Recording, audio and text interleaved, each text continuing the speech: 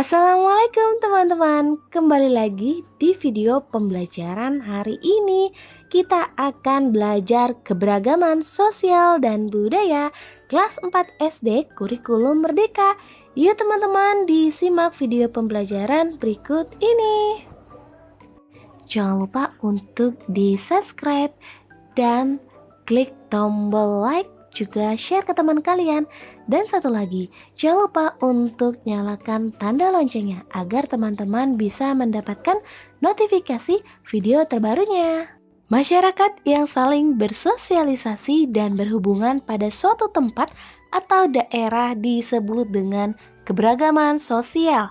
Sementara kondisi masyarakat dari berbagai macam suku bangsa, budaya, dan bahasa yang memberikan banyak manfaat bagi sekitarnya disebut dengan keberagaman budaya.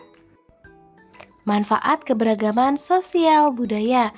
Yang pertama di bidang sosial, tali persaudaraan semakin kuat. Adanya keberagaman sosial budaya yang disikapi dengan tepat akan membantu memperkuat rasa persaudaraan antar masyarakat. Tentunya hal ini juga berdampak besar pada persatuan dan kesatuan sebagai sebuah negara. Yang kedua, melatih toleransi. Toleransi merupakan sikap yang penting bukan hanya pada sesama masyarakat Indonesia, tapi pada semua orang. Dengan adanya keberagaman sosial budaya, teman-teman bisa berlatih memiliki rasa toleransi yang tinggi. Jika tadi di bidang sosial, maka sekarang kita akan bahas di bidang ekonomi.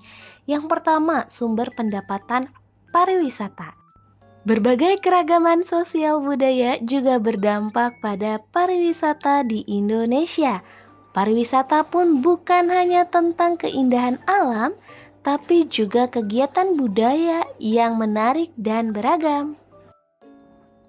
Yang kedua, menarik wisatawan asing.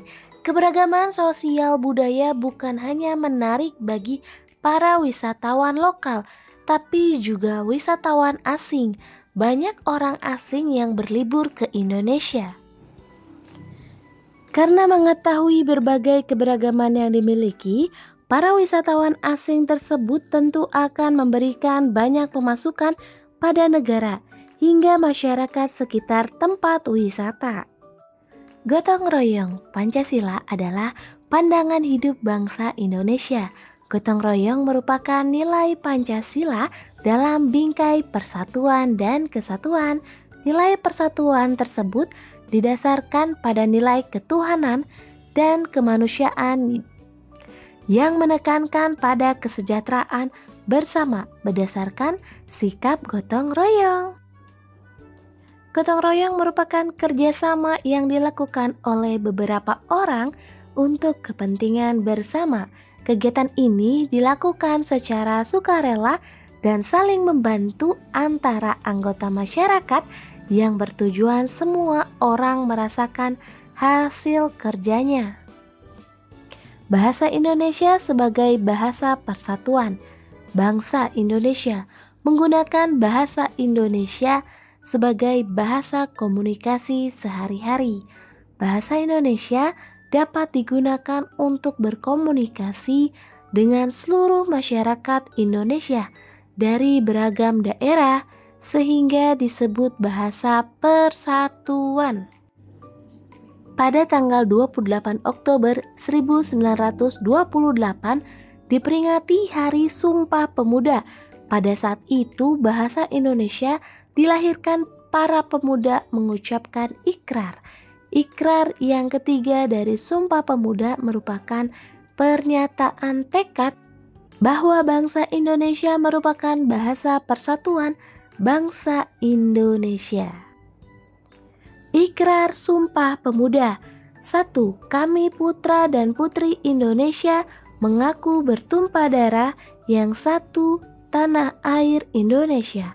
Yang kedua, kami putra dan putri Indonesia mengaku berbangsa yang satu, bangsa Indonesia. Yang ketiga, kami putra dan putri Indonesia menjunjung bahasa persatuan bahasa Indonesia.